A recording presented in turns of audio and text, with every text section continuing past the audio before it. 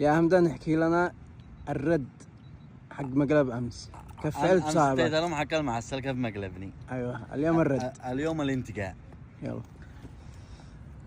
مخزن يوم في 40 بعد حق المعسل بشهر هكذا. مخزن في 40 خزنت من ظهر كنا بنحمل هذاك الايام. مخزن يا اخا هكذا الساعة 4 بعد العصر. بسرت الله فتح الباب حق السيارة وطلع. دي يا صاحبي. قلت شي 100,000. كذا رجال. قلت 100,000 حالي. 100,000 100,000. كيفه؟ قالها خرج لي ورقي يا اخا. قال هذا انا مسند لك في 500,000.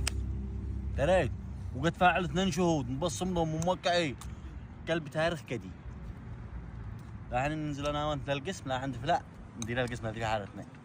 احبسني واخرج اتصل اخي اباكم معه تاجر في السعودي في جده هامو. قال اتصل له وصور له السند ورسله وهو عي هذا وهو عي يحولها تيلي 400,000 و100,000 لك. بسرت هكذا ذكرت المعسل. بسرت حق لمعت عيناك كرون بنصف فعلت فيني هكذا طق. قلت له توكلني طريق القسم. نزلنا عند الفندم بيقول انتم خبر يا اخوي الذي يبصركم يقول اخوي مش انتم اصحى واصلوا انتم دشيده هذا دشيد احبسه. قلت زلاطي 500,000 والله ما فلتها. كذلك صابر على الشارع.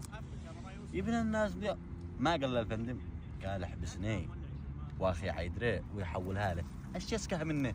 ايش يسكه؟ قال دخلوا حبسوا. خرجت اتصلت عند اخوه اتصال دولي لا وصل السعوديه. اخوك قال افعل كذا وكذا وكذا كذا.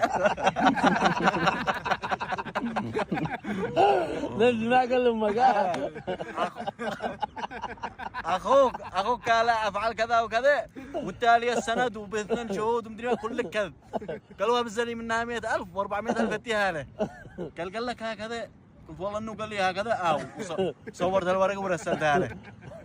قال لي يا صلي على النبي انا ارسل لك 100,000 بس بشرط خلي ابوها انا. تخيل يوم ما حول لي 150,000 مش غير 100,000 حول لي 150,000. والله متصل لي عامر صاحب البكالة في حالتنا قال فلان حول لك 150. صرت بزيتها ما فعلت الشهود الذي في الورقه صرت لهم من 25,000. تظلوا على موقفكم انتبهوا تدرخششوا ولا تفلتوا. بزيت 100,000 خني هذا كله 100,000 مالك الحديده. الرجال معبوس كان يتصل لي